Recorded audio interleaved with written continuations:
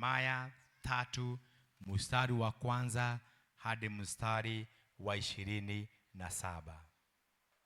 Nehemia 3 verse 1 up to 27. Kwa hivyo tugewekewa, na kama inawezekana tusomewe kwa Kiswahili, kama ingewezekana utuwekee kwa Kiswahili. Biblia inasema in Nehemia 3 verse 1, inasema Eliashibu kuhani mkuu na makuhani wenzake walikwenda kufanya kazi na kujenga upya lango la kondoo. Sema amen.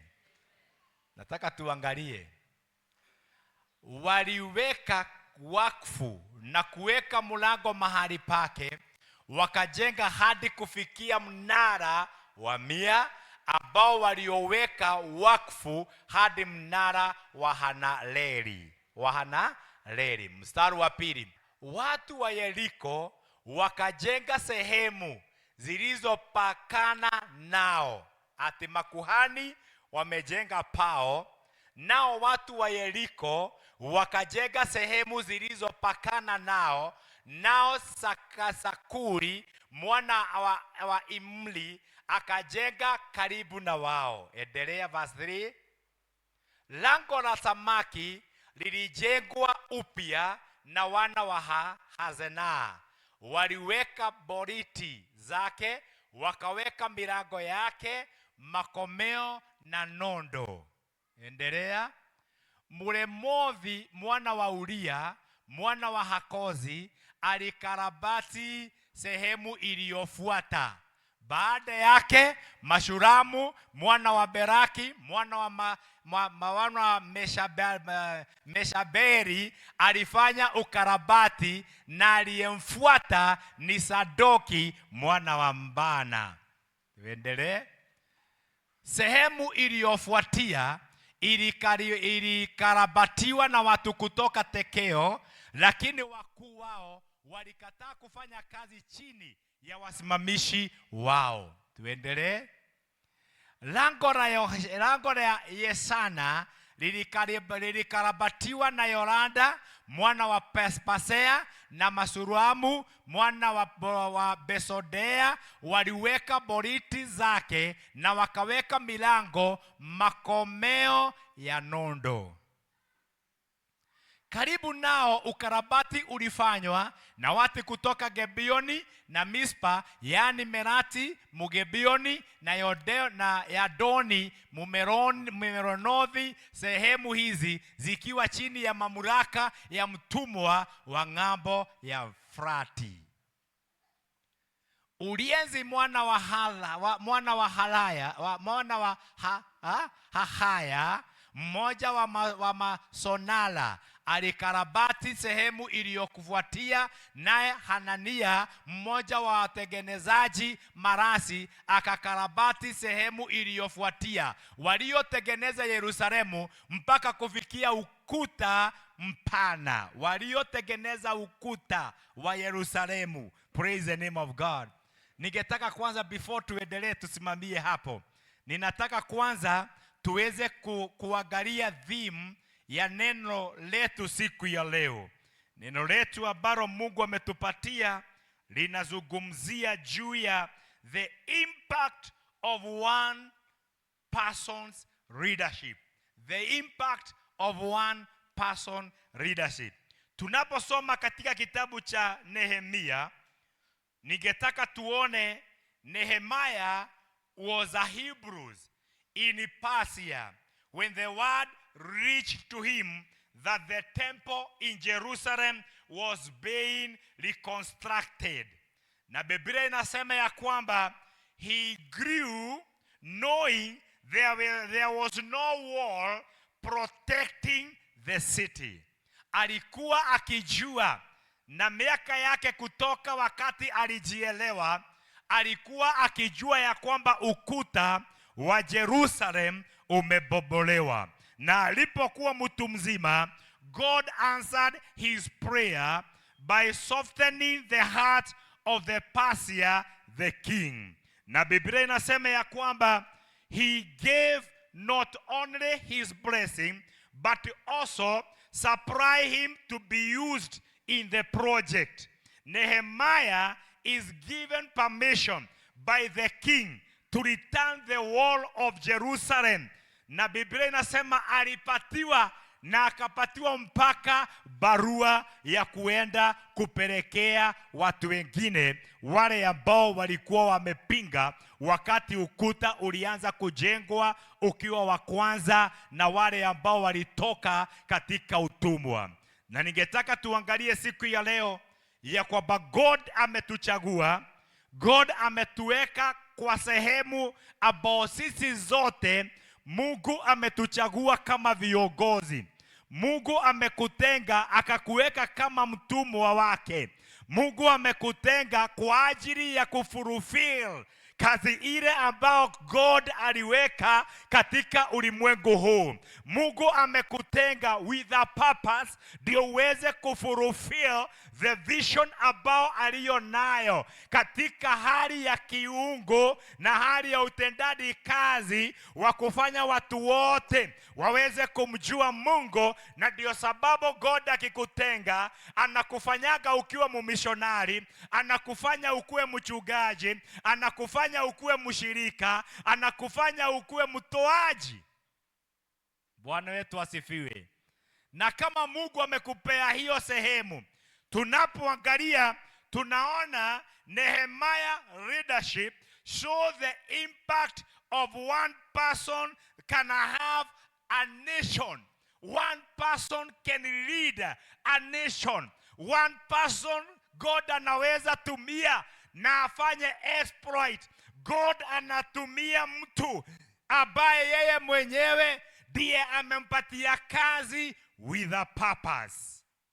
So tukiangalia Nehemiah, tunamuona Nehemiah akiwa mtu aliyekuwa anafanya kazi kwa nyumba ya mfalme, lakini kumbe Mungu alikuwa amemchagua ya kwamba yeye ndiye atakayekamilisha mpango ambao Mungu alio nao katika Yerusalemu. Bwana wetu asifiwe sana.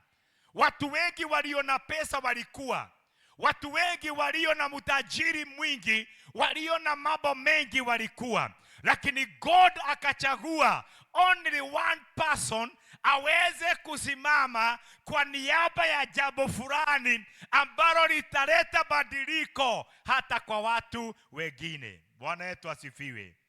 Na tunapoangalia tunaona God leaders respond to God calling. Wale watu ambao wameitwa, wamechaguliwa na Mungu, wanaitika watu ambao ni watu waliyechagulika. Hao sio watu wa kawaida. Kuna watu wengi Mungu hataki waokoke hata saa hii, na wengine hata wamezeeka, na sio eti hawajawahi sikia neno la Mungu, lakini kuna watu ambao hata sasa hivi hawajaruhusiwa, kwa sababu Mungu ameweka mioyo yao kama ya Farao, kama ya Firaoni. Bwana wetu asifiwe sana. Mungu anaweza weka na akutafute mahali huko wewe, akuchague, akuingize katika nyumba yake with a purpose. God huangalia mtu hata katika ukuaji wake, na anajua huyu mtu vile atakavyo kuwa. Na tunaona Nehemiah akikuwa kuna ile kuchaguliwa, kuna ile kuitwa, kuna ile kutengwa. Kwa hivyo ningetaka ujue ya kwamba wewe ni baadhi ya watu waliotengwa. Niwekee kabisa kitu. Unaninyonga naye. Wacha kunyonga. So tunaona God has always called leaders. God amekuita, anaitaga watu, na watu hawa anawaita, huwasukumia kazi ile ambayo anataka wafanye, huwasukumia. Praise the name of God. Katika familia yetu hakuna mtu angelijua kile ambacho Mungu ameweka kwa maisha yangu. Watu wengi walikuwa wanasema ya kwamba mimi, hata walikuwa wananiita jina Bosco. Nilipoitwa Bosco katika ubatizo, wakaanza kusema mimi ni Bosco, ambayo walikuwa na Karolwanga, vitu ambazo mimi hata wakati huo sikuwa ninaelewa. Na kulikuwa na maspirit ambayo ilikuwa lazima ifuatane nami katika hali ya kuzaliwa, katika hali ya kuitanitwa majina. Na ndio saa hizi most of the time najiitaka John Baptist Macharia. Natoa jina yangu kwa maana ninajua jina kile ambacho ilikuwa inapanda. Praise the name of God. Na ninapotazama sikuwa ninajua kile ambacho Mungu ameweka kwa maisha yangu. Ungeniangalia haugenipenda, lakini sasa hivi ukiniangalia, hata Mungu amenitoa kule sikuwa nina expect, ananipeleka kwingine. Praise the name of God. Kumaanisha God ndio huita watu ambao anataka kufanya kazi na wao. Sijui kama wewe unajuanga umeitwa. Leaders must hear God. Wakati God anawaita, anawaread, na wao ni vizuri warespond katika calling. God alipomuita Nehemia, Biblia inasema ya kwamba alirespond katika calling, na hakuwa na amani. Hata wakati anasafu mfalme hakuwa na amani, ni kwa sababu aliresponda na akaanza kuona mahitaji ambao Jerusalem inahitaji, wana wa Israeli wanahitaji. So Nehemiah understand his leadership as a calling from our Father, our God. Praise the name of Jesus. God leaders cares for the people and their situation. Kisoma katika Biblia in the book of Nehemiah 2 verse 17. Hebu na tuweze kuwekewa. The book of Nehemiah 2 verse 17. Biblia inasema, then I said to them, you see the trouble we are in. Jerusalem haiko nomo, na diariwaambia. Jerusalem haiko nomo, haiko vile ambavyo tunaiona.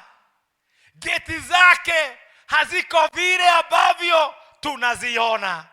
Akasema, nataka muweze kuja ili tuweze kubuild the wall of Jerusalem, and we will no longer be in disgrace again. Akawaambia, hii Jerusalem ambao mnaiona siku ya leo haiko nomo. Bwana asifiwe.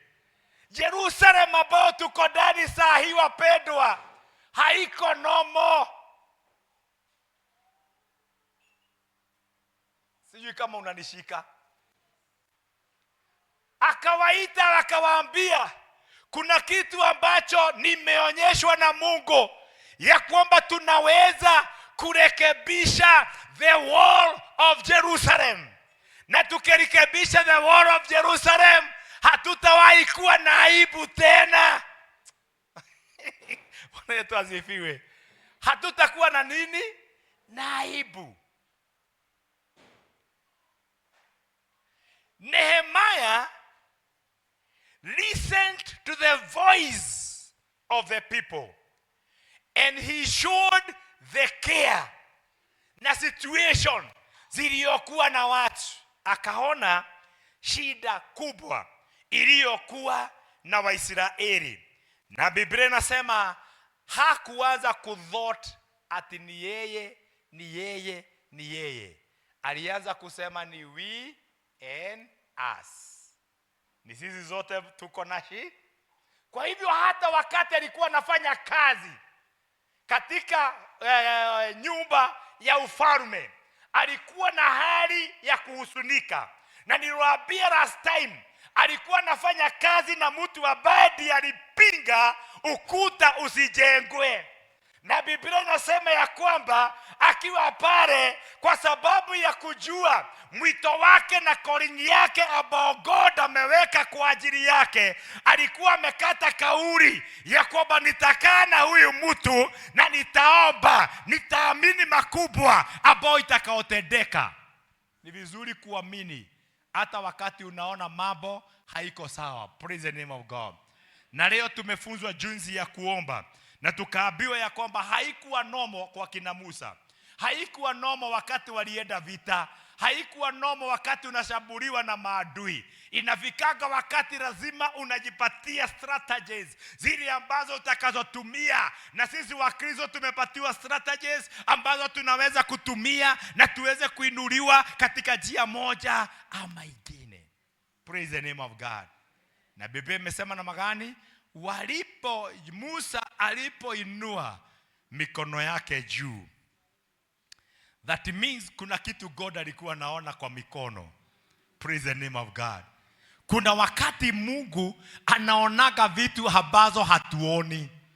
Kwa nini Mungu mikono yako ikiwa hivi inaonyeshana ya kwamba huna hitaji, lakini wakati unainua na hauongei, God anaonaga vitu? Kumaanisha hata sisi tunaweza inua tu mikono na mambo iweze kuanza kutendeka katika maishani mwetu.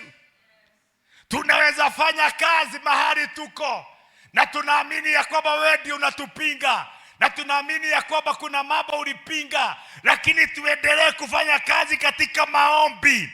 God aendelee kukoroga wale ambao wamepinga, waanze kuinuka kwa upande wetu. Badala ya wainuke upande wao, watuinukie wakiinuka upande wetu, na waanze kutuuliza hii huzuni imewatoka wapi wapendwa. Nataka nikuambie mpendwa, kuna mambo ambao Mungu atafanya wakati tutajua njia ya kupokea the calling ambao God ameweka katika maishani mwetu. Na tutakapojua the calling, na kuambia mpendwa, hakuna lolote ambalo litatushinda, kwa sababu Mungu akiwa upande wetu na tumemuomba, tumeelekesha mambo yetu kwake. It shall be possible. Tell your neighbor, it shall be possible. Alafu asubuhi tumefunzwa about faith. Kama ungelikuwa hapa jo, asubuhi nimesema wacha leo nisikae kwa ofisi. Nikakuja nikakaa hapa, nikahesabu watu wale wanahubiriwa. Nikaona walikuwa watu 18 na watoto 7. Tulikuwa tumeketi hapa, tukapelekwa point by point about faith, the work of faith. Na nikakuja kujua hiyo message nitapatia hiyo kijana yubiri hapa. I repeat tu hapa hivyo amesema. Bwana wetu asifiwe sana. Kwa sababu tumerealize ya kwamba the moment utasimama katika imani, kuna mambo ambayo hautapigana nayo tena. Tumeambiwa ukisimama na imani, kuna vitu ambazo katika dunia hii hatutangangana nazo. Na ndio sababu akina Nehemia wanajua siri ya kuweza kufanya, ya kuweza kuingia, ya kuweza kupenya. Lazima ujue siri katika maishani mwako, vile ambavyo utakavyojua ya kupenya. Na ndiye anawaambia come, let us build the wall. Sema amen. Anawaita wote, anawaambia come, let us build the wall of Jerusalem. Nehemiah, God direction and vision are sought by the readers and people. Hebu angalia, kuna kitu ambao huyu jamaa ni muitae Peter Senge alisema, that nothing is more limiting to a group. Nothing is more limiting to a group. Unajua, kuna wakati vitu zinaweza kuwa limited kwako. Praise the name of God. Kuna mazuizi inaweza kuwa kwako. Lakini mkiwa watu wengi, kuna wakati limitations zinafikaga mwisho. Sijui kama mwaijua hivyo. kuna wakati some limitation zinafikaga mwisho, wakati munaungana na kutembea mkiwa kitu kimoja. God anataka tutembee tukiwa kitu kimoja. Hebu kuja my brother, kuja Goro, kuja Kairo, usimame pale ukuje. Wewe ukuwe limitation kwetu, unatuzuilia. Wakati mtu ako peke yake, kuna wakati limitation zinakushidaga. Ukiwa peke yako unajaribu, unaona hiyo hata tumbo yake ni kubwa kuliko yangu. Unaona anazunguka. What if we are three? Hallelujah.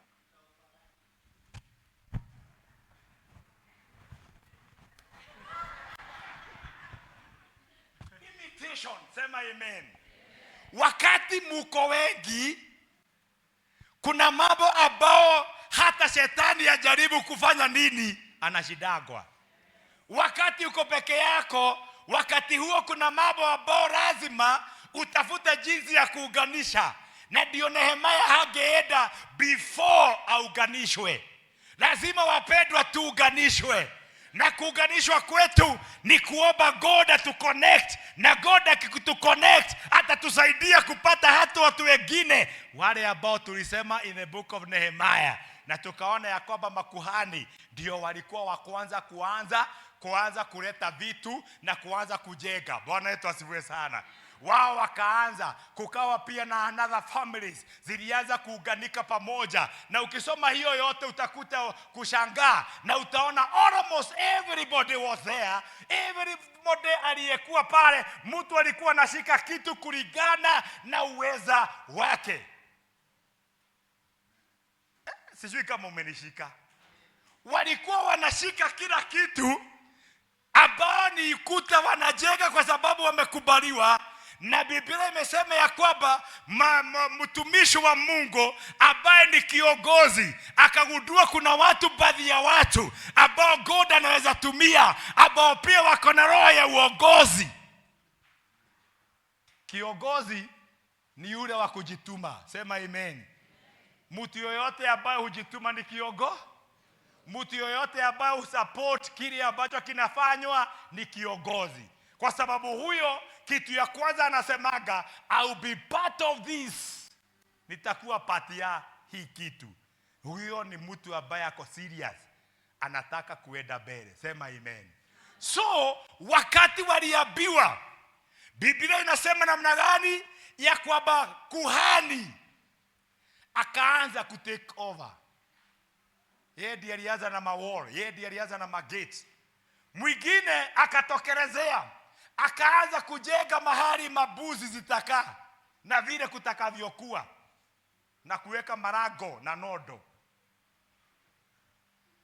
Mwingine akaanza kutafutana na wengine ili wa make sure ya kwamba hii kitu itaisha. Kwa hivyo wakafanya wote wakiungana pamoja, na Biblia inasema ya kwamba wakamaliza ukuta. Bwana wetu asifiwe. Kwa hivyo ukuta huu hautajengwa na wanaume peke yake. Huu ukuta utajengwa na wanawake. Amuka mwanamke. Utajengwa na wanawake. Utajengwa na kina nani wengine? Utajengwa na wadada. Amuka. Si ni wasichana pia huyo? Si ukuta inajengwa na watu wa aina zote. Utajengwa na kida pale. Utajengwa na nani mwingine? Utajengwa nani hali? Kuja hapa wewe toto. Kuja wewe utalia. Kuja tuende na wewe. Ukuta utajengwa, sema amen. Mpaka wale ambao ni wadogo zaidi, wale ambao Mungu atatumia, wale ambao watatokelezea, huu ukuta utajengwa na watu walio na nguvu. Hebu angalia, haitajengwa na mtu mmoja. Biblia inasema walipoungana walikuwa kitu kimoja, wakaunganika pamoja, wadogo na wakubwa, walio na nguvu, wasie na nguvu. Hebu angalia, hata huyu kuna mahali hata participate katika ujenzi. Hebu kuja hapa juu. Pada. Ukuta utajengwa na hawa watu wote. Sema amen. kuna mkubwa, kuna mrefu, kuna mdogo na kuna mdogo kabisa. Biblia inasema walipoungana pamoja, Biblia inasema walisikia sauti ya nani? Ya Mungu. Hatuhitaji sauti ya binadamu, tunahitaji sauti ya Mungu. Hatuhitaji sauti ya binadamu ndio tuweze kufanya mambo yale tunataka. Sauti ya binadamu ni ya kujiona, sauti ya binadamu ni ya kupokea utukufu, lakini tunataka sauti ya Mungu ndio tuunganishe wakubwa na wadogo, tuunganishe walionazo na wasionazo. Ndio baraka inapokuja inaanza kumiminikia watu wote. Sema amen. Mpaka huyu atabarikiwa. Bwana yetu asifiwe. Kwa sababu leadership imeonekana kwetu. Peleka huyu kwa mama yake pale. Na unaona ni mtoto mzuri hali. So Nehemiah was always asking God to provide a vision for him. Na hii ndio ombi letu siku ya leo, ya kwamba God atusaidie in every situation tuanze kuona maono yaliyo na ubari. Sema amen. Na nataka nikueleze, maono haitokani na vile watu wamefikiria. Maono inatokanaga na kile ambacho God mwenyewe amekipeana. He understood that a true vision must come from God. Alijua maono mazuri, mambo yale ambayo yatakamilika, yatatokana na Mungu. So lazima tukubali kukuwa inspired na maono ambayo God ameweka. Ndiye God alifill our vision, na ndio tuweze kumove on as a leaders, tukiona mkono wa Bwana katika maishani mwetu, tukiona mkono wa Bwana katika vision ambayo ameweka kwa ajili ya kila mmoja. Sema hallelujah. Niliomba ombi. Hebu tusome maandiko before niseme ombi. Then Nehemiah 2 verse 12 inasema, and when I saw this, I sent out during the night with a few others. Kuna watu lazima Nehemiah angetoka na wao. Kuna watu lazima Nehemiah angetoka na wao usiku. I had not told anyone what my God has put in my heart to do for Jerusalem. They were no mouth with the expect the one I was riding on. God leaders always seek the vision even in difficulties time. Ukiangalia Nehemiah reason yake ya kuenda usiku ni kwa sababu hakuwa anataka ajulikane kana kwamba kuna measurement ama vitu anataka kuonekana akifanya. Na ndio sababu wakati mwingine itatulazimu mtu atembee akiwa kando na wengine, kwa sababu mkitembea mkiwa na huyu my brother hapa, hakuna mtu atajua tunafanya nini, lakini tunaenda tukizungumza, tunaulizana na pale unaona patafanyika aje, na unamwambia na usiangalie. Kwa hivyo tunaenda tukizungumza, tunasema ukiweka dirisha pale kwa kona, ukiweka mlango pale itakuwa nini? Iko fiti. Ukiweka pale kwingine iko fiti. Na what if tukibomoa hii kanisa yote na tuweke chini? Nasema hapana, tusibomoe hii kanisa, tunaweza jenga hii kanisa vile ilivyo. Bora hii kanisa ikuwe kanisa mahali ambapo all of us we will enjoy. Hey, praise the name of God. Kwa hivyo wakitembea, Biblia inasema walitembea wakiwa na watu wengine, na walitembea majioni, masaa ambao watu wote wametulia manyumbani. Ndio dreams ambao waliona, maono ambao iliona isikuje kuharibiwa. Kwa sababu most of the time ukitembea mchana wakati watu wanakuona, maswali inakuaga mingi. Lakini mkitembea usiku mnaenda nyumbani. Sema amen. Lakini mnazungumza. Kaa chini. Bwana yetu asifiwe sana. God can speak to us at any time But if we are not turning our heart toward God to seek God guidance, it is more difficult for God vision to reach to our heart. Nataka tuanze kuona maono. You know what happened with Habakuku? Biblia inasema prophet Habakuku climbed in the tower. And he climbed in the tower, believing that God has a vision for him and his people. Habakuku was willing to wait for the vision, but he knew that he needed to put himself in position. Mungu atusaidie isijikute kama yetu na Habakuku. Bwana wetu asifiwe sana. Nataka tusimame kama Nehemia, kwa sababu Nehemia alisimama imara. Nehemia alikuwa ameomba, amepewa mwelekeo katika maono. Lakini kuna wakati unaweza pada na hujajiposition. Kuna wakati umeweza pada na hujajiweka tayari. Kuna wakati unaweza pada na haukuwa umeombea jambo hilo. Praise the name of God.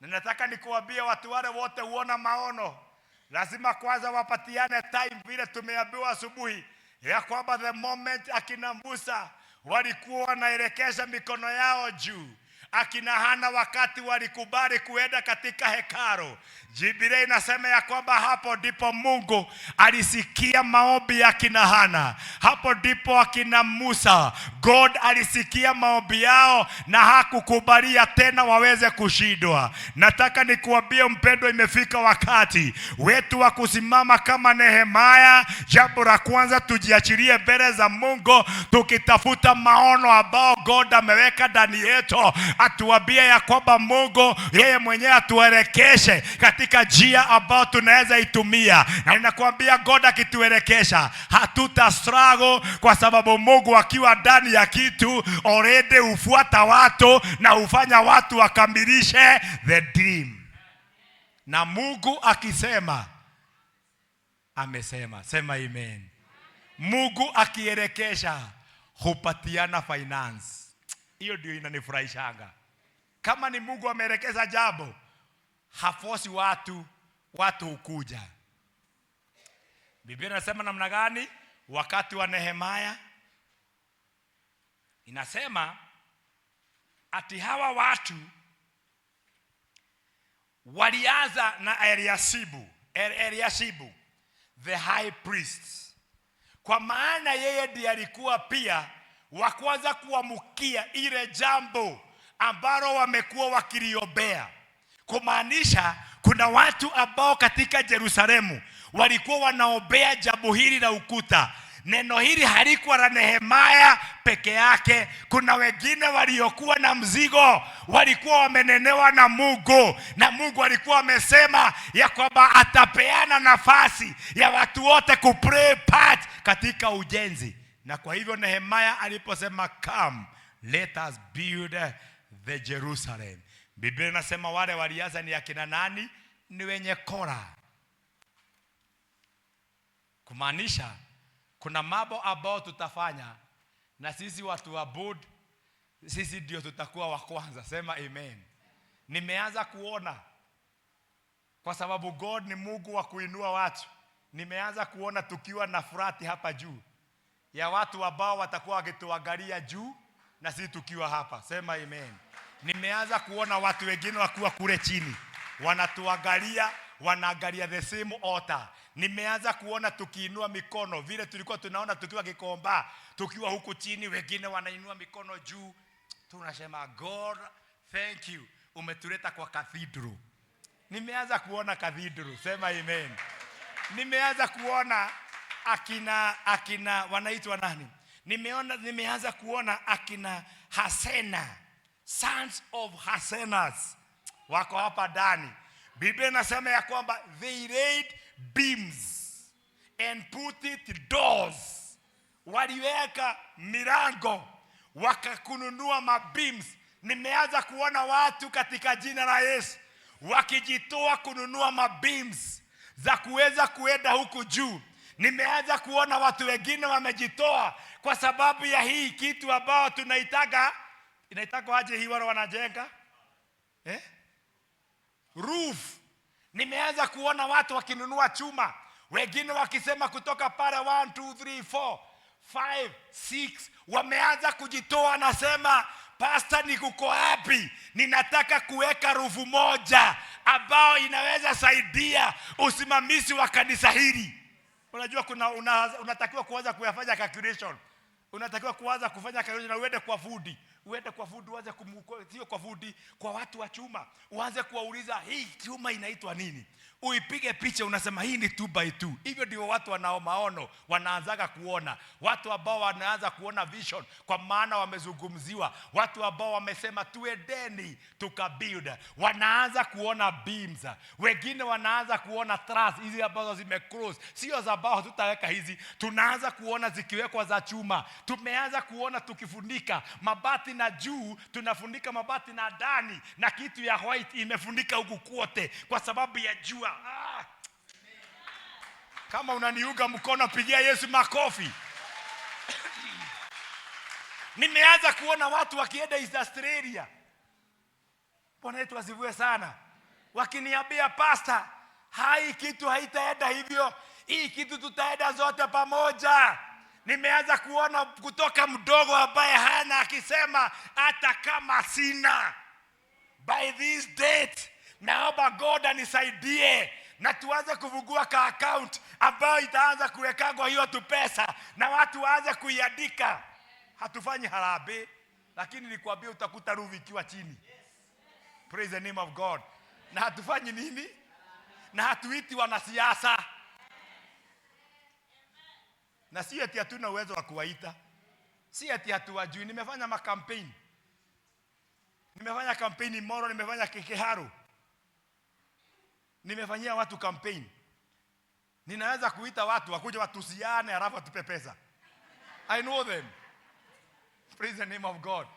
Lakini niliapa nikasema ya kwamba hii hekalu ambao God aliweka kwa ajili yetu, Biblia inasema ya kwamba Eliasabu ndio walianza, makuhani wakuu, wengine wakaanza kujitoa kununua mabeams. Biblia inasema nao mwingine akaanza kutengeneza kulipea gate.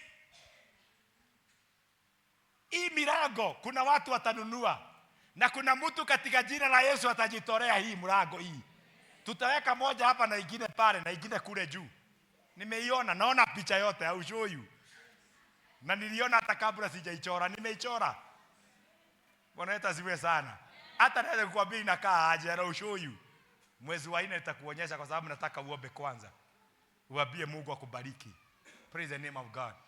Nimeanza kuona watu wengine ambao wanaitwa Hanan wanaanza kujiandaa kuweza kuleta mabolt. Unaona hata hiyo milango ilikuwa na they rebuild it and put it doors with the bolts and bars in place. They also repair 1,000 cubits of the wall as for the Dan gate. Nimeanza kuona mtu akimwaga roli ya mawe hapa. Sema amen. Roli ya mawe kuna mtu atanunua hapa tu. Nataka uanze kujiandaa kwa sababu hatuendi mahali pengine. Hata kama tutatoa watu 20 ama 30 ama 40, wale ambao God atachoose na kuambia be prepared, kwa maana wewe ndio utakuwa chosen. Bwana wetu asiwe sana. Na ninakuambia ngoja utaona. Hii kitu ngoja utaona. Nikwambia itaisha lini? October. Do you have faith? If you have faith, ile tumehubiriwa leo, na thank God watu wanatumiwa na Mungu kunena maneno ambayo ningezungumza. I thank God kwa sababu God kuna watu watatumia hapa. Wataanza kuleta vitu hata bila kuitishwa. Naomba Mungu akoroge moyo wa hawa wapendwa in the name of Jesus. Kwa sababu wakina Nehemia maombi ilianza kufanya kazi. Na wale waliokuwa na roho ya upingamizi wakapeana barua. Kuna watu ambao hawatatupinga. Tutasonga mbele hata tukifanya nini? hata tukipingwa tutainuka. Let me continue ndio nifunge, nisikibizane na maneno. So tumeona, hebu fungua pamoja nami the book of Nehemiah 2. Yes. Inasema, I set out during the night with a few others.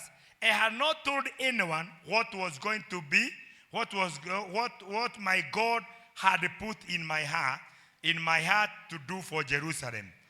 There were no mountain with me except the one I was riding on. God leaders always seek vision. The vision must be what God has put in our heart. The vision must be the one the Lord has put in our heart.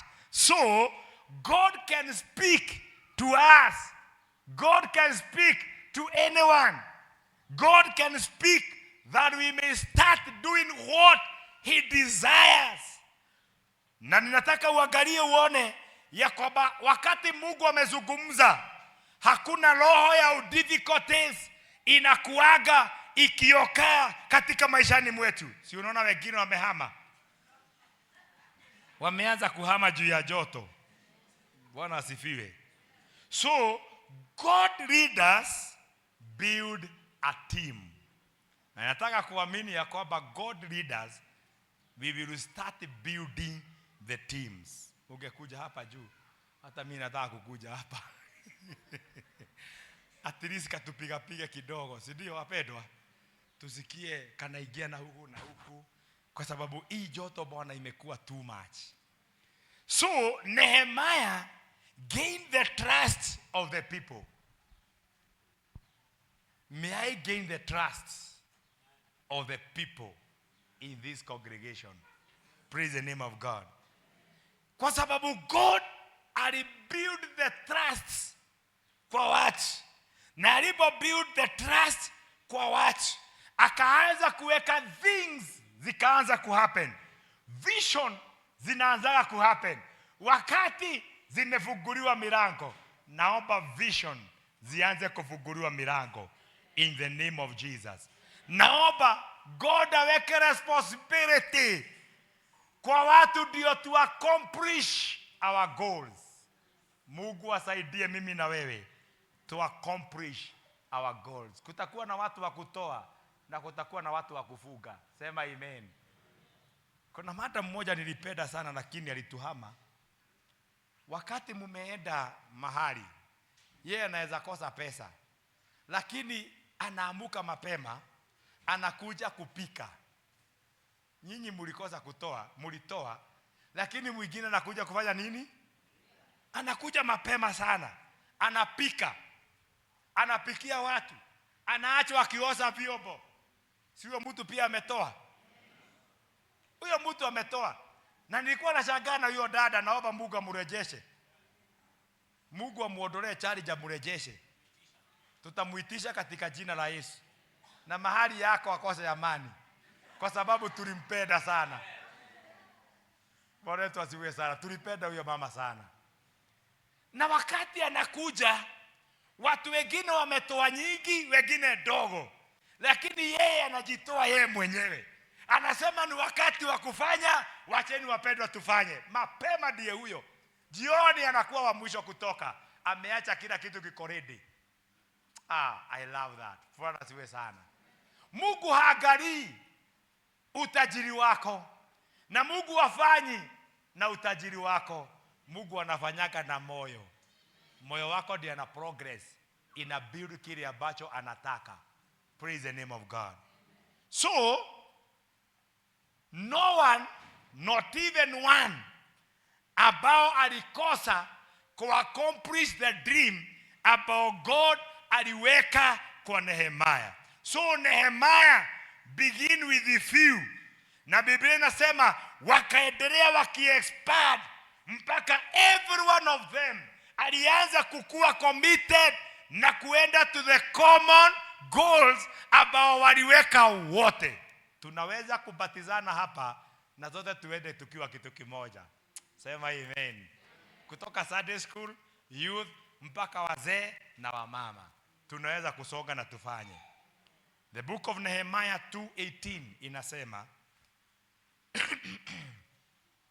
2:18 inasema, I also told them about the gracious hand of my God on me and what the king has said to me. They replied, let us start. So they began this good work. Unajua wakati Mungu anasema ni Mungu amesema, zote tuitikie ya kwamba kweli ni God amesema.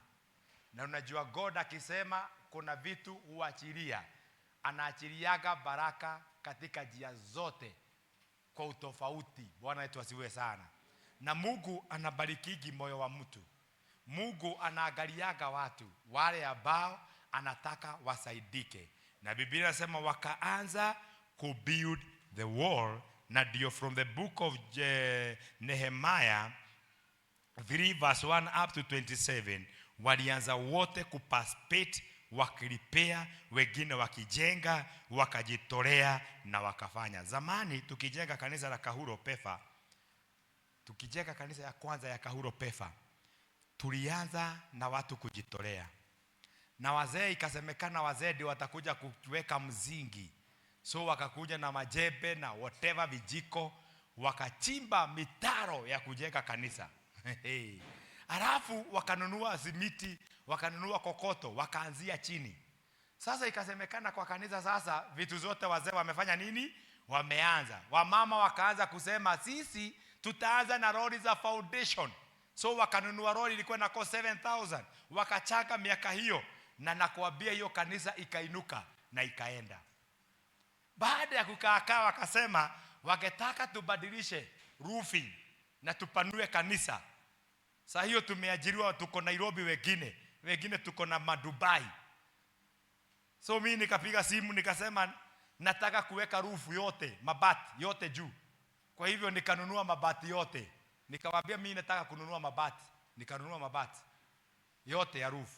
So nikipita Kahuro nasemaga kama Matiba wakati alikuwa hai, na sijui hata kama sahi mpaka sahi anakuliaga. Ukifungua pombe, unaona vile inafanya kwa hiyo kifuniko tu bob, ilikuwa inaenda kwa Matiba kwa account yake. Kwa sababu aliparticipate katika shares. Mpaka wakasema kifuniko yoyote itakaofunguliwa pombe ni ya nani? Ni ya Matiba. Na hapo ndipo watu upataga pesa. So hata mimi nikitembea kama huko, natembeaga napita hapo nasema thank God. Mungu ulisaidia nikafanya 1 2 3 katika hili kanisa. Bwana wetu asifiwe sana. Na unajua hatufanyagi kwa sababu ni pesa tuko nazo. Tunafanyanga kwa sababu Mungu akikupatia kitu anakuaga ameiconnect yako na wewe. Na ndio the moment utajiconnect na yeye, wallet yako hakuna siku itakosa. Na sijawahi kosa. Naweza kosa kazi lakini sikosagi pesa. Bwana wetu asifiwe sana. Sikosagi. Najikuta tu nimeitwa mahali tulienda siku moja na Kamau, hatuko na pesa.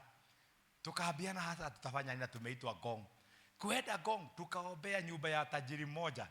Na ni maombi tu ya kushikana mikono baba, na niomba na Kikuyu, niwega Ngai ni tondu wandu haya. Nikaomba na lugha. Kutoka hapa nikaambiwa pastor umekataa kukula lunch yetu. Shika umwende mkikula wapi? Kwa barabara. Tunakuta 50k.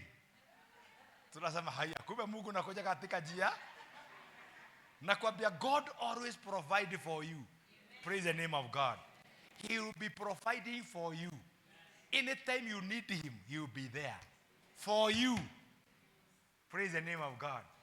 Na hii ndio natakaga kubatiza watu hapa, ya kwamba ni vyema tuweze kufanyia Mungu wetu kazi, kwa sababu tukijoin together tutaweza kuenda mbali. Na Biblia inasema that different people worked on different sections of the wall. Different people worked in different section of the wall. Kwa hivyo kila mtu alishika mahali pake. Kama huku nimeona ya kwamba tutaweka madirisha mingi sana. Tutaweka madirisha ya kwanza hapo, tuweke ya pili hapo na tuweke ya tatu. Kwa hivyo hii side tutaweka madirisha mingi, tutaweka moja tu ya kuleta mwangaza, lakini inaleta upepo ndani ni hii. Tutaweka tumadirisha tudogo mpaka kule mwisho, na ingine dogo mpaka hapo, na ingine ya juu. Naona kapicha kanakuwa kazuri sana. Naona siku hiyo tunasimama tukisema sasa sisi ni watu ambao wameshamaliza cathedral, sasa ni kuomba na kusikia neno la Bwana. Hakuna kitu hiki. Na for 10 years mnajua hatujafanya harambee. Tulifanya harambee moja tu wakati tulianza. Na tuliangalia tukaona ile kiwanja ilikuwa hapa itaenda, ilikuwa hapa. Watu wamejitoa, wameanza kununua viwanja hapa, na sisi tutakuja tujikute tumefungiwa. So hao watu wakasema, wao nilikuwa na wazee akina wafidhi wakasema hapana, wacheni tuunganike pamoja. Siku ya harambee ilinishangaza. Na ninaomba hawa wapendwa wote ambao walienda, kwa sababu hawako, tungekuwa cathedral hapa saa hii. Hawa watu walikuwa wanatoa wengine 70,000, 100,000, 50,000 walikuwa wanatoa. Na hii ndio ubatizo ambao naomba Mungu ukue katika kanisa letu, ya kwamba zote tuweke in mind ya kwamba God atatuinua for a purpose. Sema amen. Na kwa sababu tumewekwa, na Biblia inasema people were assigned to work closest to their homes. Wall ilikuwa ni kubwa, sio kidogo, na kwa hivyo watu walijitoa kifamilia. Tuseme 50 by 100. Hawa wanasema sisi tutajenga hiyo 50 by 100. Si ukuta manyumba za Nairobi ni 50 by 100. 50 by 100. Kwa hivyo 100 kuteremka hivi, mnasema tutajenga hapa hivi na kuenda cross. Hiyo familia moja inaungana, wanajenga hiyo ukuta. Wengine wanaenda the same, wengine the same, wengine the same. Makuhani walichukua mahali ambapo si kwa ukuta, lakini ni kule ambako kutakuja kuhitajika wakati kazi itakuwa imekamilika. Praise the name of God. Na wengine wakajenga mahali watu watahitaji kuweka vitu zao. Kumaanisha hata sisi tutajijengea vitu zetu, tutaweka zile vitu wa Sunday school wanataka madrua, sisi wenyewe tutafanya, tutaziweka sisi zote. Na niliwaambia kitu moja mimi naamini ni kuplant. Unapo plant kwa kazi ya Mungu na kuambia God hukuwa mtetezi wako. Siku moja nilikuwa na loan kubwa sana, ikanipea stress, mpaka siku moja my wife akaniambia, hii stress unajipea, utakufa na kile ambacho kimebaki tutaendelea kukula na hawa wengine. Kwa sababu nilikuwa nimejipea stress zingine. Na wacha nikuambie, nikienda kwa banko wananiambia, John, sisi hatuwezi chota wewe. Sasa natoka najiuliza, nimepitisha mpaka miezi karibu 4, lakini manager anatoa mdomo yake ananiambia, hatuwezi chota wewe, tunajua mahali ulikuwa na tunajua vile ulikuwa unafanya. Sasa unaimagine mtu ambaye hachotwi na bank na hana hata dururu, si yule mtu ni wa maana sana? Si yule mtu Mungu ako na connection na yeye? Nikawa na kibali na hawa watu, head office, cooperative bank, parliament, mahali ambapo nilikuwa. Manager ananiambia, no, tafuta njia ambao utakaopata ya kuweza kufanya. Namwambia nataka miaka 20. Ananiambia no problem, waya tujaribu. Namwambia hapana, nimeshindwa. Namwambia ka 25. Ananiuliza how old are you? Faka ananiuliza utamaliza hii loan ukiwa na 8 years? Anasema hatujaruhusiki hivyo, utamaliza hii loan. Namwambia sina anything else naweza fanya unless uniwekee 25 years. Na Mungu wangu alikuja. Praise the name of God. God anatengenezaga wakati mwingine njia zile ambazo wewe mwenyewe zimekufika mwisho. Ninataka nikuambie, kama umefika mwisho, ujue huyo ndio mwanzo wa Bwana. Kwa maana mwisho wako Mungu atakudirect, Mungu atakuongoza, Mungu atakulinda, Mungu atakushindania. Biblia inasema hata wakati walikuwa wanachoka, mtumishi wa Mungu, kwa sababu alikuwa kiongozi, alikuwa anawasaidia kuelevate na kusonga mbele, na kuwaambia ya kwamba hata vitu zikiwa difficulties, wacheni wapendwa tukumbuka mahali tulianzia. na mahali tumefika na mahali tuko. Bwana wetu asifiwe sana. Naomba watu katika jina la Yesu, Mungu awaguze, kwa sababu good leaders keep the real purpose before the people. Tuweke the real purpose. Tutafute binu zote zile ambazo tutakazofanya tusaidike na tufanye. Good leaders haangaliagi opposition, kwa sababu anamekigi sure hata directiwa na vile watu wanavyosema. Nataka niachie hapo ndio nikuje niongelee mambo ya good leader keep the real purpose before the people. So siku nyingine tutakuja tuongee, kwa sababu nataka tuongee mambo ya Nehemia mpaka ndani yetu tuanze kubatizika, tuanze kuona maono ambayo hatukuwa nayo. Na ningetaka uanze kuona picha ingine katika life yako, picha ingine ya kuparticipate katika kazi ya Bwana, na ninaamini ya kwamba ukifanya hivyo utabarikiwa. Sema amen. Hebu sema wewe ni mbarikiwa. Geukia mwenzako mwambie wewe ni mbarikiwa. Mwambie hata mimi ni mbarikiwa. Na ninaamini, mwambie ninaamini God ambaye alitupa maono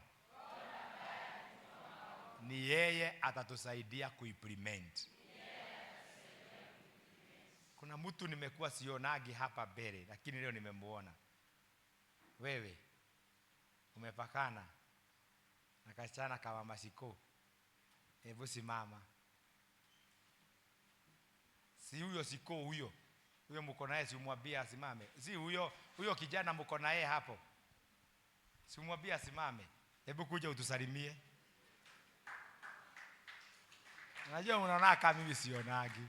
Mimi naonanga. Na ulikuwa na sister yako wako wapi? Ati? Umekuwa wapi? Nilikuona ulitoka pale ukakuja mpaka hapa. So sitaki kukuona pale. Na waambie sister yako nataka kukuona wapi? Then nataka kukuona hapa. Si lazima uibe, unaweza back. Si ulikuja pale ndio support. So nataka kukuona hapa na hapa. Nisikuone pale. Amen. I love you. Nakupenda. Karibu. Amen. So ningetaka tusimame tuamini Mungu. Tuambie God anaweza. Nataka ushike mwenzako umwajia, anatengeneza njia kwa ajili yangu. Najua Bwana anatengeneza njia, anatengeneza njia kwa ajili yangu. Anaweza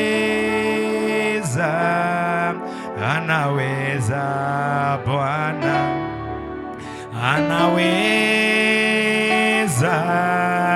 anaweza Bwana. Tukiomba anaweza Bwana, anaweza Bwana. Jehova Jire, umeshinda majina yote. Jehova Jire, wewe ni Bwana. Jehova Jire, umeshinda majina yote.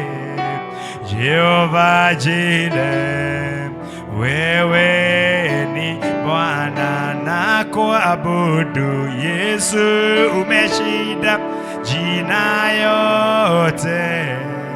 Na kuabudu wewe ni Bwana. Na kuabudu umeshinda majina yote. Na kuabudu wewe ni Bwana. Baba wetu na Mungu wetu, katika jina la Yesu tunakushukuru, tunakuinua kwa sababu ya ushirika huu ambao Mungu umeupeana katika nyumba yako. Bwana, tunakushukuru kwa sababu ya mpendwa Koi, tunamkabidhi mikononi mwako.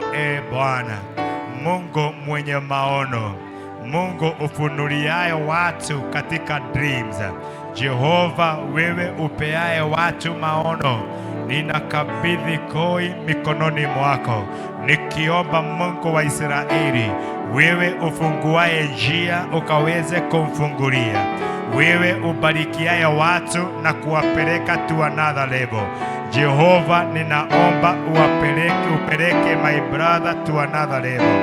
Ninaomba ukamuinue katika maishani mwake, akahinze nguvu zako Bwana, akauone wema na fadhili zako katika maishani mwake Mungu.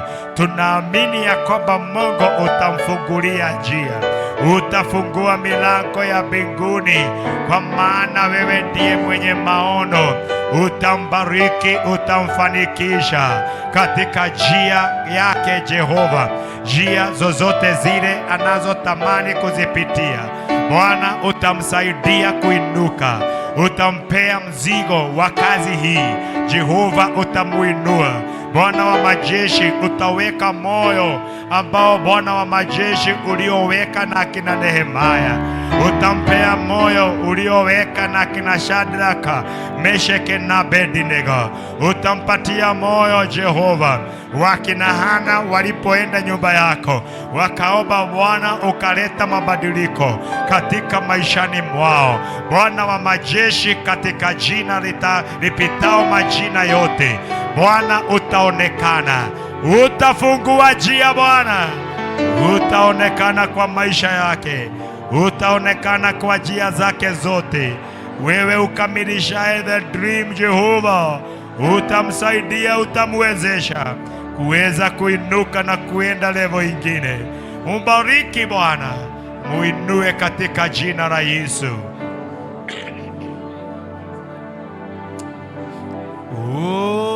Baba naomba kubarikiwa nawe, sitoki hapa usiponibariki.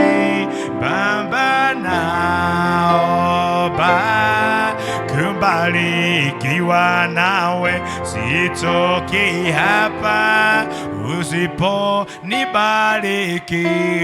Baba naomba kuinuliwa nawe, sitoki hapa usiponinua. Baba naomba kubarikiwa nawe, sitoki hapa usiponibariki. Anaweza, anaweza Bwana, anaweza, anaweza Bwana, tukiomba.